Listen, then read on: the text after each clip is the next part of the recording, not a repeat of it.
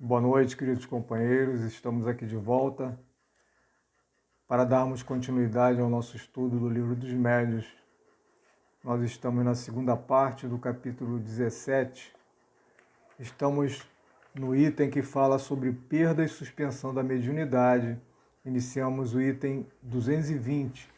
Semana passada nós vimos a questão 11, que pergunta sobre o médium que não pode escrever, se ele pode recorrer a outro médium. Então os espíritos responderam que ele até poderia, mas que o objetivo de uma suspensão, ele tem vários objetivos, né? Como uma reprimenda, como dar um tempo para que o médium pense, reflita sobre tudo que ele recebeu, porque muitas das vezes o médium acha que tudo que passa por ele não é para ele, mas ele se engana, que muitas das vezes as mensagens que ele recebe, as advertências, são exatamente para ele. Então ele tem que tomar cuidado e não se preocupar, já que ele teve a sua mediunidade suspensa, para que ele não procure respostas por outros médiuns, que às vezes ele fica querendo saber alguma informação sobre outros. E se o espírito não passa a informação para ele, é porque existe um objetivo. Então não adianta muito ele querer procurar respostas através de um outro médium. Então que ele pense o motivo que fez do afastamento, para que ele reflita e ele ou se recupere fisicamente ou até mesmo moralmente, para que ele mereça, para que ele retorne às suas funções, né, de médium escrevente, como ele gostaria que fosse, como estava sendo no passado. Então, dando continuidade, nós estamos agora na questão 12 desse item 220, que pergunta o seguinte: com qual finalidade a providência dotou certos indivíduos da mediunidade de uma maneira especial? Por que Deus deu uma mediunidade mais intensa para certas pessoas, para certos médiuns? Então os espíritos respondem: é uma missão da qual estão encarregados e que os tornam felizes. São os intérpretes entre os espíritos e os homens.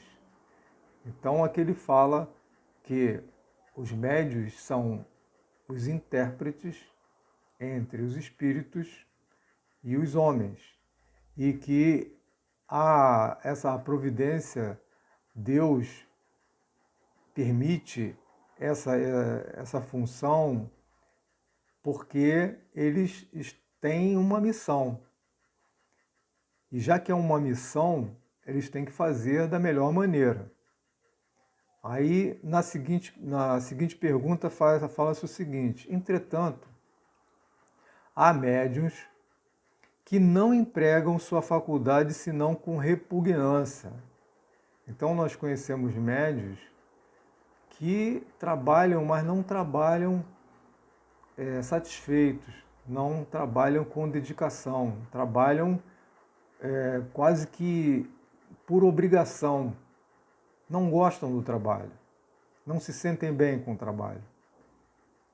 Eles, às vezes, até trabalham realmente com repugnância, não gostam de maneira nenhuma. Então, os espíritos respondem: são médiuns imperfeitos, que não conhecem o valor do favor que lhes é concedido.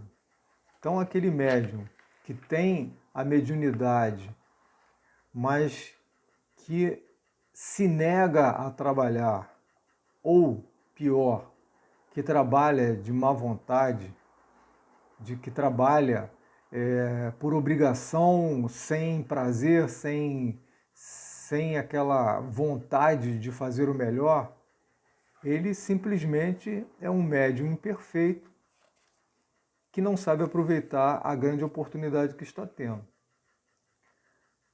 Na questão 14, é perguntado o seguinte: se há uma missão, como ocorre, que não seja o privilégio dos homens de bem, e que essa faculdade seja dada a pessoas que não merecem nenhuma estima e que podem dela abusar.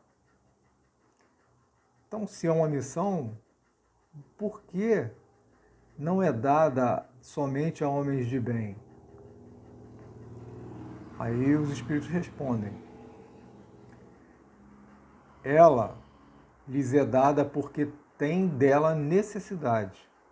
Então, aqueles médios imperfeitos que não se negam a trabalhar, ou que trabalham de má vontade, ou não se dedicam, a resposta é que é dada para eles por necessidade para a sua própria melhoria e para que estejam em condições de receber bons esclarecimentos. Então é mais uma grande oportunidade que Deus está dando a esses médiuns para que eles recebam as informações e procurem se melhorar. Se disso não se aproveitam, se dessa oportunidade não se aproveitam, sofrerão as consequências. Vocês vejam, o médium tem essa habilidade, Deus lhes deu essa condição de poder fazer uma grande caridade, de poder ser o intérprete entre o mundo físico e o mundo espiritual, e não aproveita, se nega a esse trabalho ou trabalha de má vontade. Então, se eles não aproveitam a oportunidade, eles sofrerão as consequências. Quais são as consequências?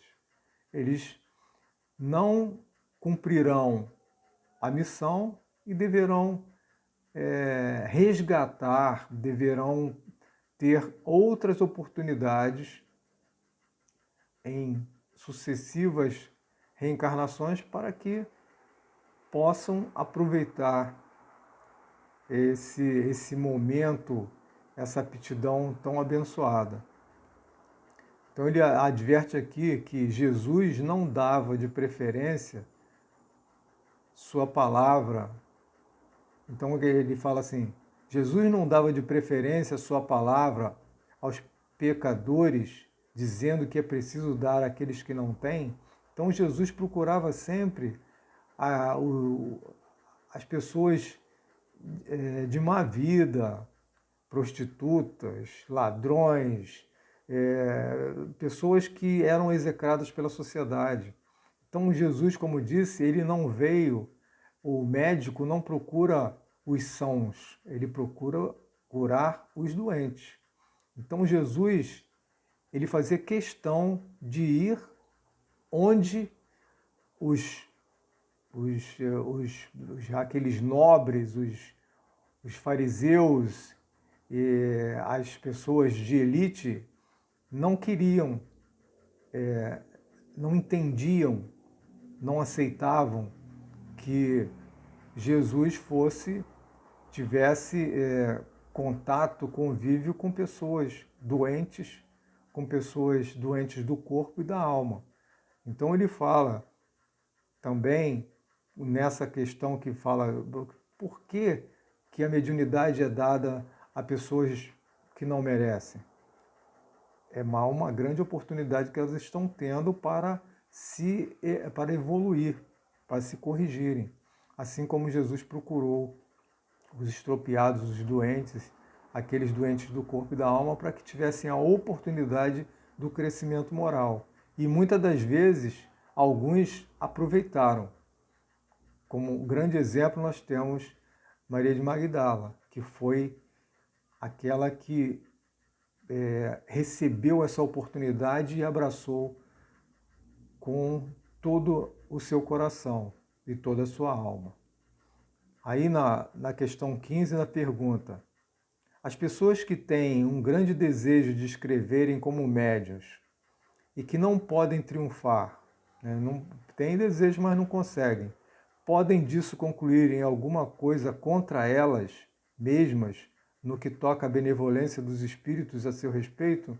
Não, as pessoas que querem, que têm vontade, por que elas não conseguem?